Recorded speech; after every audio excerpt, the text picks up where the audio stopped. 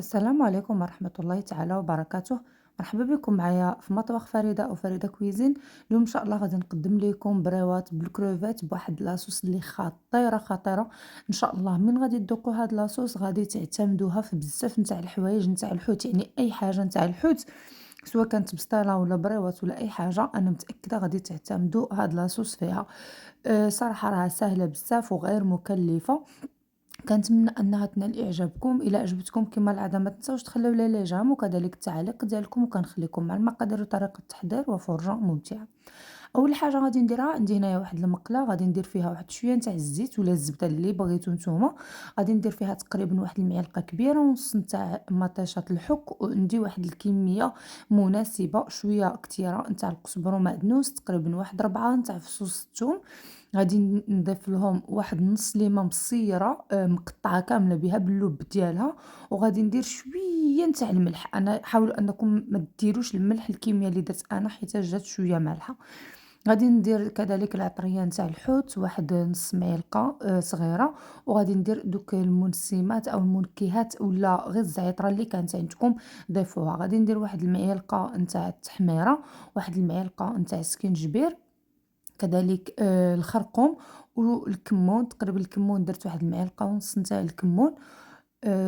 والسكينجبير كما شفتوا معايا راني ما درتش كمية كتيرة. غادي ندير واحد 2 معالق نتاع الصويا صوص، ونص ماشي واحد الحامضة عصرتها تقريبا عطاتني واحد الربع نتاع الكاس نتاع العنبة.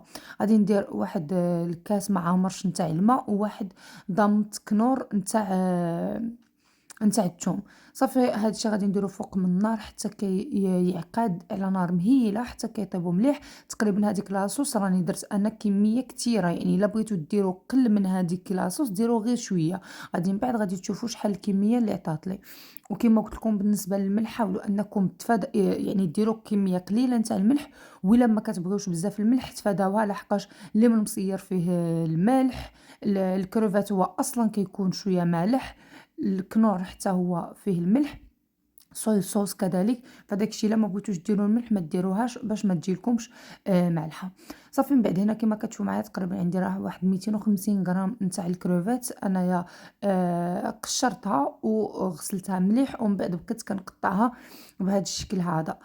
بغيتو تخليوها هكذيك خليوها هكذيك، كيبقى لكم الاختيار. انا كنحاول نقطعها باش من نكونوا نجمعوها في البريوات ما تجيش الحبه كبيره بزاف في الداخل في البريوه.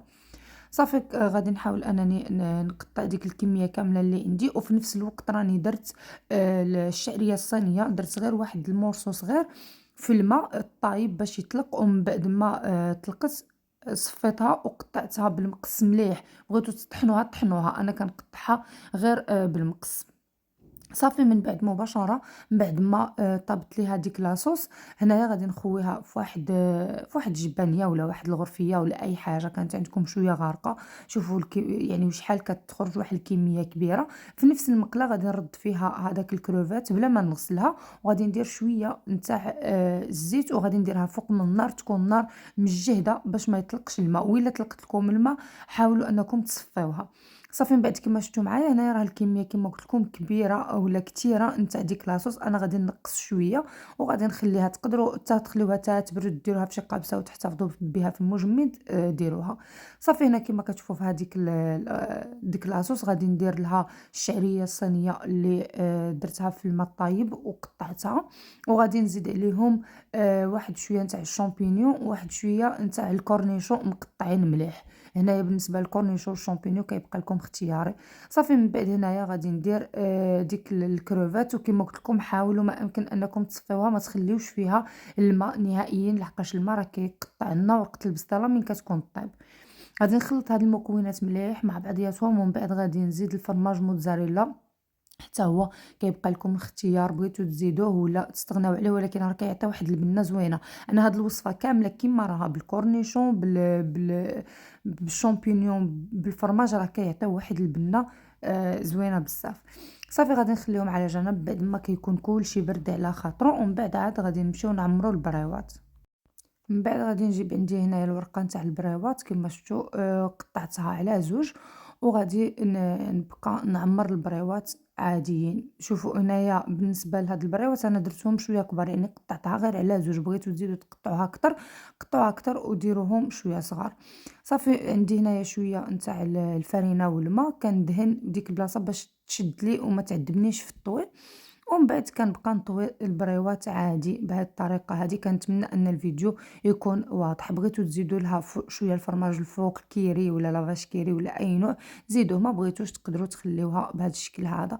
صافي من بعد في التحت كاع غادي نبلع بالفرينه والماء وغادي نخليهم على جنب بهذا الشكل هذا. فكنتمنى ان الفيديو يكون بعيد.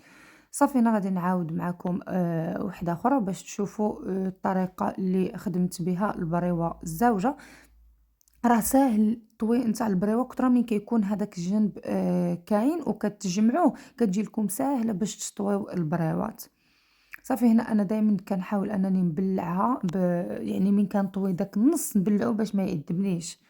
غادي ندير واحد الكمية مناسبة نتاع ديك الحشوة، وغادي نبقى نبلّع يعني كنطوي على شكل مثلث بهذا الشكل هذا كما كتشوفوا معايا. صافي وفي التالي كاع غادي نحاول أنني نبلّعو بالفرينة والما، فكنتمنى أنه يكون واضح الفيديو.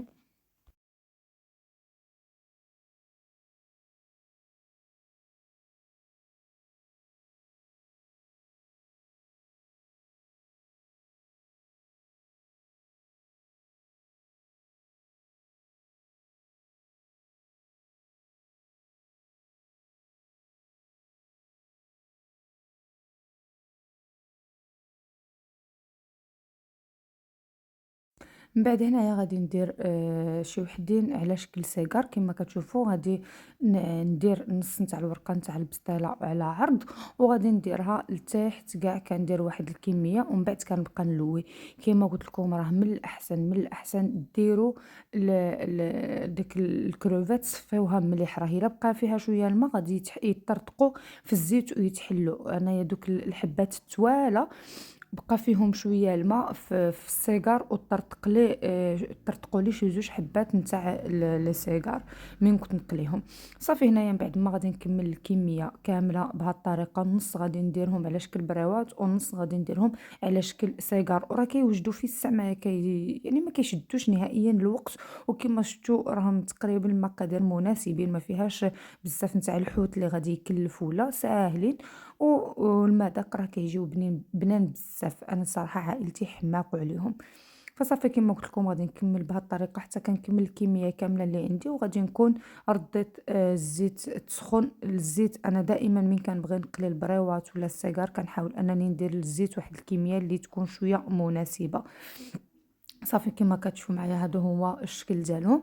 وغادي نديرهم بعد ما غادي تحمى الزيت مباشره غادي نديرهم هنايا كيتقلاو. بغيتو دهنوهم بالزبده وديروهم في الفران، دهنوهم بالزبده ودخلوهم الفران. صافي غادي نحاول انني نقلبهم على جوج جهات حتى كيطيبوا وكيتحمروا مليح، ومن بعد كنقدموهم بالصحه والراحه.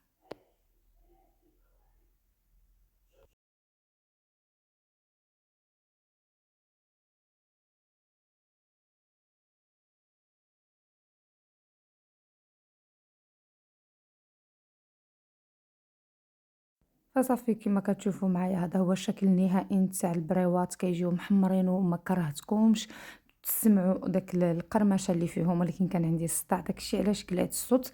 كيجيو مقرمشين وكيجيو معلكين من الداخل، واحد التعليكه كتجي فيهم خطيره، واحد البنه كذلك كتجي تحمق. فكنتمنى انها تكون نال اعجابتكم الوصفه، والا عجبتكم كما العاده ما تنساوش تخليو لي لي جيم وكذلك التعليق ديالكم. وكنقول لكم بالصحه والراحه، ونتلاقاو فيديو اخر ان شاء الله. مع السلامه.